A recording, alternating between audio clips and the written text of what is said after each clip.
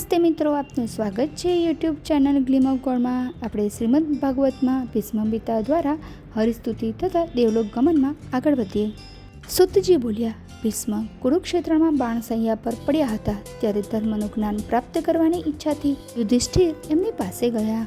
અર્જુન અને કૃષ્ણ પણ ત્યાં પહોંચ્યા। એમણે ભીષ્મને પ્રણામ કર્યા। બધા ઋષિમુનિઓ, દેવતાઓ વગેરે પણ ભીષ્મના દર્શન માટે ત્યાં આવી પહોંચ્યા।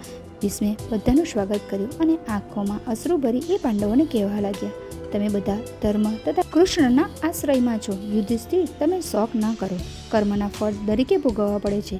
કર્મ 3 પ્રકારના છે। વર્તમાનમાં કરવામાં આવેલા કર્મ ક્રિયમાણ છે, એકત્રિત કરેલું કર્મ સંચિત છે તથા પૂર્વજન્મનું કર્મ પ્રારબ્ધ છે। સમસ્ત વિશ્વ દેવના આધીન છે। પોતાના કર્મો અનુસાર જ જીવન સુખ દુઃખ પ્રાપ્ત કરે છે। સુખ હોય કે દુઃખ, જીવન રહે કે ન રહે, હંમેશા દેવનું સ્મરણ કરો। ઈશ્વર ભક્તના વશમાં રહે છે। જેનું નામ લેવાથી ભવસાગરથી મુક્તિ મળી જાય છે। એ જ પ્રભુ મારા અંત સમયમાં મારી સામે દિવ્ય દર્શન આપી રહ્યા છે। આટલું કહેતા ત્યાં ભીષ્મ કૃષ્ણના ધ્યાનમાં તલ્લીન બની ગયા। ત્યારે યુધિષ્ઠિરે એમને ધર્મના લક્ષણ પૂછ્યા। પિતામહે એમની નિવૃત્તિ અને પ્રવૃત્તિ રૂપ દ્વિવિધ ધર્મ, દાન ધર્મ, રાજધર્મ, મોક્ષ ધર્મ અને ભગવત ધર્મ એમ ધર્મના વિવિધ લક્ષણો બતાવ્યા। તેમની પાસેથી જ્ઞાન મેળવી સૌ પાછા ફર્યા।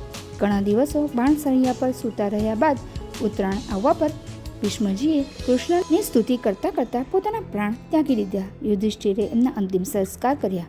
બધા ઋષિમુનિઓ કૃષ્ણની સ્તુતિ કરતાં પોતપોતાના ધામે પાછા ફર્યા। ત્યારબાદ યુધિષ્ઠિરે હસ્તિનાપુર જઈ ગાંધારી તથા ધૃતરાષ્ટ્રને સાંત્વના આપી। ત્યારબાદ એ કૃષ્ણ તથા ધૃતરાષ્ટ્રની આજ્ઞાથી ધર્મપૂર્વક રાજ્ય કરવા લાગ્યા। છે ભીષ્મ દ્વારા હરિસ્તુતિ તથા દેવલોક ગમનની કથા।